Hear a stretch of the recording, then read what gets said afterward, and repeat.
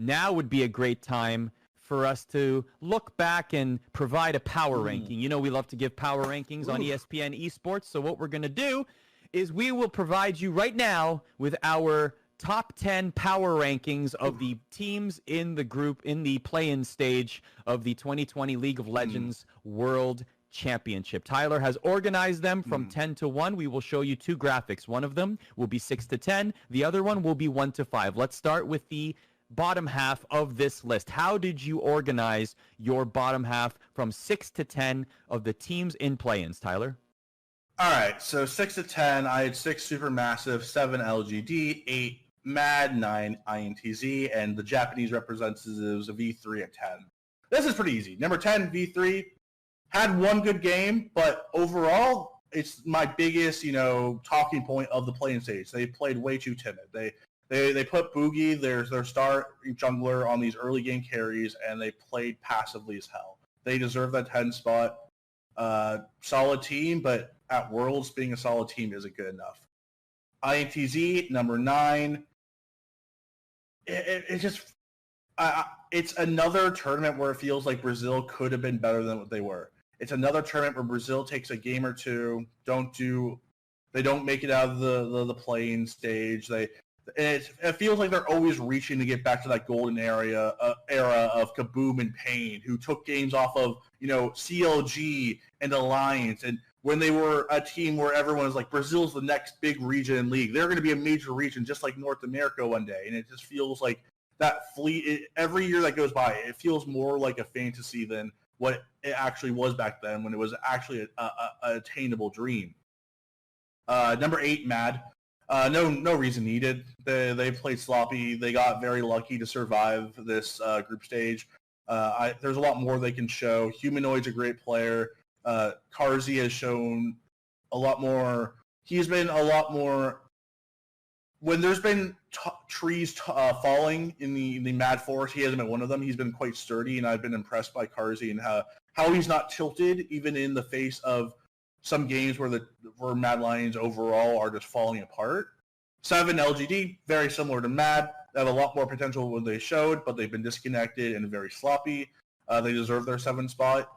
Again, in a world where the top 3 teams of each group made it through, and they did, just cut the 4th team out, LGD would have been eliminated already. So they beat V3 2 times, not that impressive. Number 6, Supermassive. Supermassive was one of my top 4 coming into the day, but they had 2 really bad losses, and they just dropped down like a rock. Can't put them in my top 5, but it's not over for Supermassive. My Turkish brother, Arda, there's still some chances left for them. So Supermassive, I want to call it Armut. Armut, even in those games where they haven't played extremely well, Armut's been, the through line for the team. Armut is a true wildcard star, and he needs more eyes on him. So the only big question I have, I actually agree with a lot of your list. The only question I have is, how is Supermassive lower than Rainbow 7 on your list? It's difficult. It's really difficult, right? They're both 2-2. They both went 2-2 in the group stage. I think it's how it ended, right? It's that lasting image in my head, right? The lasting image of the last 2 games Supermassive played, they lost. Mm-hmm. The last 2 games that Rainbow 7 played, they won. So when the back's against the wall for Rainbow 7, they came alive. And especially their game versus Unicorns of Love, where they ran over a team that at the time was kind of destroying everyone. That, for me, was the most impressive win between either of the 2 teams. I think I hold that Rainbow 7 win over Unicorns of Love higher than either of the Supermassive wins. Rainbow 7 also lost to V3. Yes. I'm just throwing facts out here, okay? Yes, I am a little biased. No, all right. So Supermassive beat Mad. Oh, golf clap. They beat Mad in INTZ, so they beat the 8th and 9th team. They didn't beat anyone. They didn't beat anyone of note. Rainbow 7 beat Unicorns of Love. They beat the best team of the group. They ended on a strong note. They took that crazy game versus LGD. Again, it's a flip coin. They're both 2-2. I just think Rainbow 7 was a bit more impressive by the end. I think they had the more impressive win, so I put them ahead. And I think Jose Diodo is probably, if not one of, if not the best, wild card player in the pool right now. I think he's excellent. I've said this all along, but it's very close, Arda. I'm sorry. Maybe tomorrow, if Supermassive, can win and eliminate Mad Lions, then I'll move them up to 5. Do you remember yesterday's show where you gave me that great story about having your heart broken in high school? Yeah. If you watched the show yesterday, audience, then you'll know exactly what I'm talking about. My heart's like slowly, just a little crack, like just a little tiny little crack right at the heart. Yeah.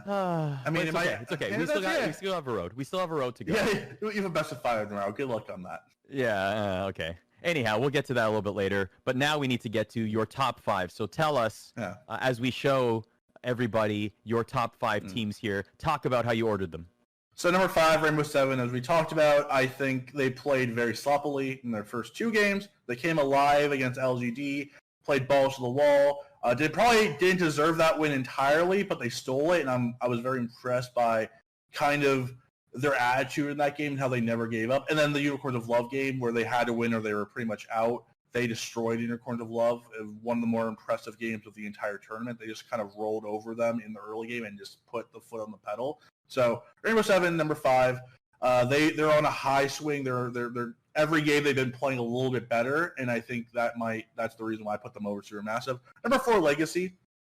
One of the better team fighting teams.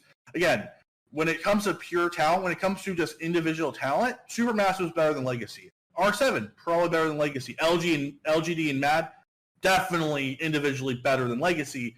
But what Legacy has is they play together as a team. And right now, in this meta, in this kind of, we're going to just go NA RAM, and a lot of these games are coming down to 5v5 fights in the mid lane or in a neutral objective. They're picking very team-focused comps, and they're playing well around each other. And even though individually I don't think they're better than a lot of these teams, I think in a playing stage where a lot of these teams look disconnected and look like they've never met each other before, and they're just like teammates that just were thrown together, that they look like one of the few teams that actually has some cohesion. Number 3, Unicorns of Love, as we brought up, they're going to throw games, they're going to win games versus better teams than them. They are conundrums to the fullest. They are psychotic. They're mind-boggling. They're number 3. We'll see how they do in the group stage. They'll probably go to best of 5. There's going to be a lot of bloody games. Unicorns of Love, no other explanation needed. Number 2, PSG. Weirdly enough, we were talking about how these teams look like they've never played together before. This team made it to the main event with substitutes they've never played together before on a 5-man roster. So it was a tough contest between TL versus PSG, but PSG stole their last game in the tiebreaker versus Unicorns of Love. Unicorns of Love really should have won that game. They threw it. Team Liquid, 95% of the time, my number 1 team, were in control throughout the entire playing stage.